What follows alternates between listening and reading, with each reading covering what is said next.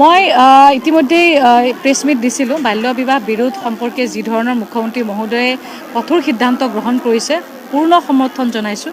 আৰু আমি মহিলা মৰ্চাৰ বহুত আগৰ পৰা এই কথাটো আমি কৈয়ে আহি আছোঁ যে ছোৱালীবিলাকেও নিবিচাৰে ইমান সোনকালে বিয়া হ'বলৈ।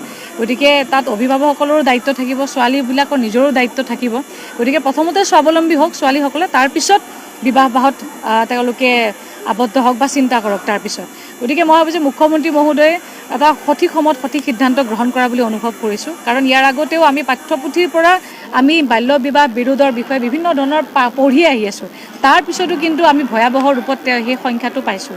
গতিকে মই ভাবোঁ যে মুখ্যমন্ত্ৰী মহোদয়ে এই যিটো ব্যৱস্থা, কঠোৰ ব্যৱস্থা গ্ৰহণ কৰিছে, এই ব্যৱস্থাটোৰ জৰিয়তে বহুত বছৰলৈকে এই ঘটনাটো যেতিয়া মনত থাকিব তেতিয়া কোনেও হয়তো সাহস নকৰিব।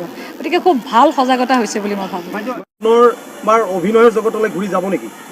বিৰাট মন যায় বুজিছেনে।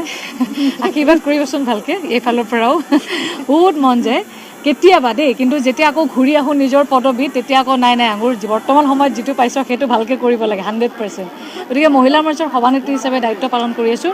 কিন্তু ঠিক আপুনি কোৱা যিটো শুনিছে যে মনতে পুহি ৰাখিছোঁ, যদি সময় সুবিধা হয় 100% কৰিম।